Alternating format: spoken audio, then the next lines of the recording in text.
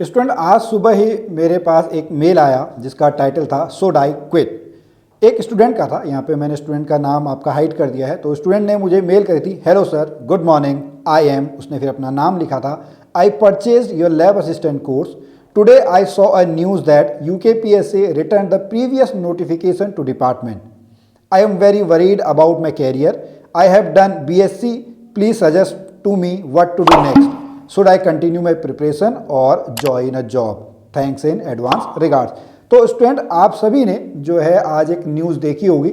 इसी से रिलेटेड एक स्टूडेंट ने, जैसा मैंने आपको भी जो मेल दिखाई, वो मेल भी मेरे को स्टूडेंट ने भेजी थी और वो अपने कैरियर से रिलेटेड बहुत परेशान था और पर्टिकुलरली उसने जो लैब असिस्टेंट के एग्ज़ाम की यहाँ पे बात करी थी। लेकिन हम आज और भी जो एग्ज़ाम्स है उनकी भी यहाँ पे बात करेंगे। लेकिन उससे पहले मैं आप सभी को उत्तराखंड के राज्य स्थापना दिवस की बहुत बहुत शुभकामनाएं देना चाहता हूँ हमारी पूरी टीम की तरफ से। तो स्टूडेंट, जैसे लैब असिस्टेंट की अगर पर्टिकुलर एग्जाम की बात करें, देखिए नोटिफिकेशन इसका कब आया था। पहले UKSSC के पास था, अब वो टल गया है और अब ये न्यूज़ आ रही है कि UKPSC ने जो UKSSC से आपके एग्ज़ाम UKPSC को मिले थे उसमें से 12 जो अधियाचन है, 12 जो नोटिफिकेशन है, वो वापस डिपार्टमेंट्स को आपका क्या है, वापस डिपार्टमेंट को आपके भेज दिए हैं। इसमें आपके जो एग्ज़ाम्स हैं वो एग्ज़ाम्स आपके कौन कौन से हैं? प्रयोगशाला सहायक, पर्यावरण पर्यवेक्षक का है, कनिष्ठ सहायक का एग्ज़ाम है, मानचित्रकार है, प्रारूपकार, सहायक सांख्यिकी अधिकारी यानी ASO जो था, और वहीं पे एक आपका संगणक उस तरीके की भी पोस्ट थी, गन्ना पर्यवेक्षक है, राजकीय दुग्ध पर्यवेक्षक है। इस तरीके के जो आपके बहुत सारे एग्जाम्स थे वो UKPSC ने वापस कर दिए हैं। तो अब यहाँ पर गड़बड़ी किसके थ्रू हुई है? क्या UKSSC ने ढंग से उस अध्याचन को नहीं देखा था, या हम कहें जो डिपार्टमेंट्स हैं उस डिपार्टमेंट से आपकी नियमावली नहीं बनी है? हालांकि न्यूज़पेपर में बहुत बड़ा लिखा हुआ है कि सेवा नियमावली सबसे बड़ा दर्द। अब यही पता नहीं है कि किस तरीके से आपके एग्जाम होने हैं, उसके पीछे क्या क्वालिफिकेशन होनी चाहिए, क्या सिलेबस होना चाहिए।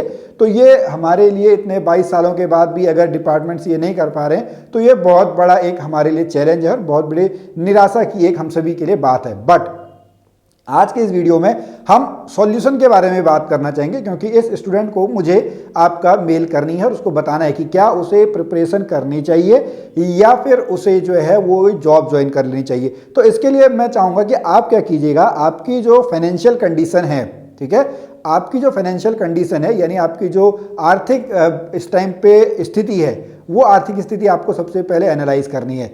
अब आपके पास दो ऑप्शन हो सकते हैं कि एक, आप तो कहेंगे सर मेरी आर्थिक स्थिति अच्छी है, मेरे घर वाले मुझे अभी पढ़ा सकते हैं, हमारे पास अभी ऐसी कोई दिक्कत नहीं है। दूसरा है जो कहेंगे हमारी आर्थिक स्थिति सही नहीं है, मैं अब पढ़ाई का खर्चा भी नहीं निकाल पा रहा हूँ, क्योंकि हमारे बहुत सारे स्टूडेंट हैं जो अपने गाँवों से निकल के कोई देहरादून जा रहा है, कोटद्वार जा रहा है, या हल्द्वानी आते हैं, या पिथौरागढ़ बाजार में जाते हैं, या अपने जो नियरेस्ट आपका मार्केट लोकेशन है, जो सिटी है, वहाँ पर जाके वो तैयारी करते हैं। वहाँ पर उनका रूम का खर्चा है, पढ़ाई का खर्चा है, कोचिंग का खर्चा है, अदर नॉर्मल जो खर्चे होते हैं, फिर फैमिली भी आपकी देखनी है। तो उस हिसाब से आप अनुमान लगाइएगा कि आपकी जो फैमिली कंडीशन है, वो फाइनेंशियल कंडीशन जो है वो कैसी है, अच्छी है या बुरी है। अब अगर आप कहते हैं कि आपकी फाइनेंशियल कंडीशन अच्छी है, यानी आपके घर वाले आपको अलाउ करते हैं, आपके घर में आपके मदर हो, फादर हो, या कोई बड़ा भाई बड़ी बहन हो जो अभी कमा रहा हो और आपके घर की जो स्थिति है वो ठीक हो, तो आपको इस टाइम पे अब क्या करना चाहिए? मैं आपको सजेस्ट करूंगा कि आपको अभी एग्जाम्स की ही तैयारी करनी चाहिए, लेकिन आपको अपने आप को एक टारगेट दे देना है। ये नहीं कि आप इसको एक पंचवर्षीय योजना बनाते हुए चलें, क्योंकि उत्तराखंड में सामान्य तो ऐसी जो आपकी जॉब वैकेंसीज हैं वो आपका पंचवर्षीय योजनाओं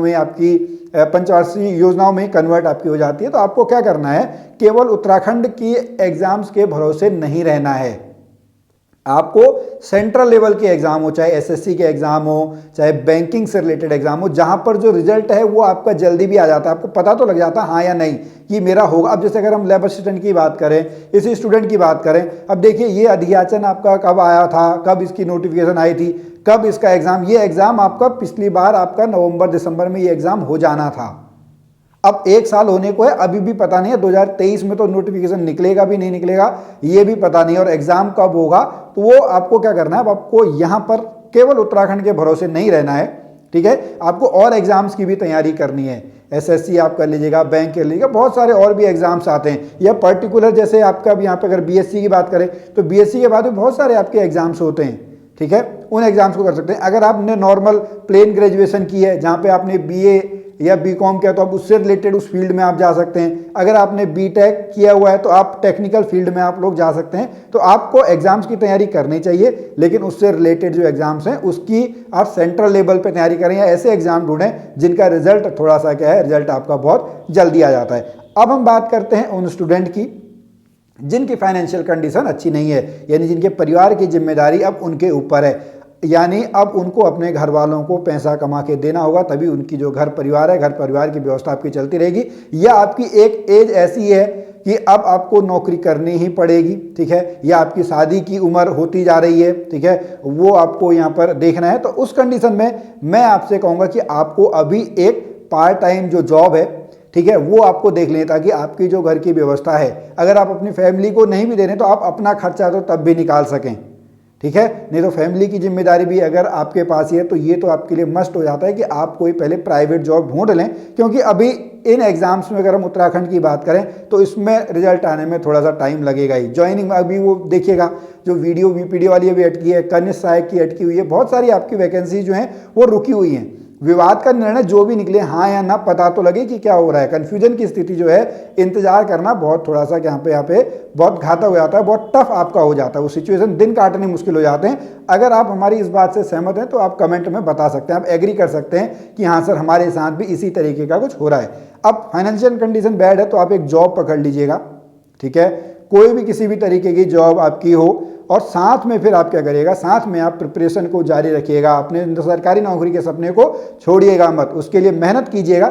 यस, थोड़ा सा यहाँ पे बुरा समय है जब आपको तैयारी ज़्यादा रखनी है, आपको धैर्य यहाँ पे रखना है, लेकिन साथ में एक जॉब जो है वो जॉब आप पकड़ के रखें, जॉब आप करते रहें, लेकिन उस जॉब में ही फंस के ना रह जाएं, ये भी मेरी आपको सलाह है। नहीं तो बहुत सारे हमारे जो स्टूडेंट होते हैं वो शुरू में तो जॉब करने जाते हैं, साथ में शुरू में पढ़ाई भी करते हैं, बट एक बार जब सैलरी आने लगती है तो वो और जो अदर जॉब से रिलेटेड काम है वहाँ पर वो करने लगते हैं, और उनका जो प्रिपरेशन है वहाँ पे उनका धैर्य धीरे धीरे कम होता जाता है, और उनकी प्रिपरेशन आपकी कम होती जाती है, और सरकारी नौकरी जो है वो एक सपने की तरह ही रह जाती है। तो स्टूडेंट, आज की अभी इस वीडियो में भी इतना ही। तो जैसा मैंने आपको बताया कि आप अपनी फाइनेंशियल कंडीशन के ऊपर ही जो है वो आप अपना डिसीजन लें, और उत्तराखंड पे उतना डिटेल में आप रिलाय ना हो। जैसे भी हमने कुछ दिनों पहले एक न्यूज़ आपकी सुनी थी, कुछ स्टूडेंट ने आपका जो है वो सुसाइड कर लिया था, हालांकि वो दूसरे फील्ड की आपकी जॉब थी, आर्मी से रिलेटेड जॉब थी, लेकिन आपको ऐसा भी नहीं करना है, ठीक है। इतने हताश ना हो, एक नौकरी नहीं लगने से या नौकरी लगने में टाइम लगने में आप इतने कमज़ोर नहीं हो सकते कि आप अपनी जीवन लीला ही समाप्त कर दें।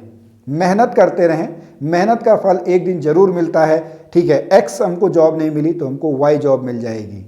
तो स्टूडेंट, आज की इस वीडियो में अभी इतना ही, और वीडियो के अंत में फिर से आप सभी को उत्तराखंड के राज्य स्थापना दिवस की बहुत बहुत शुभकामनाएं।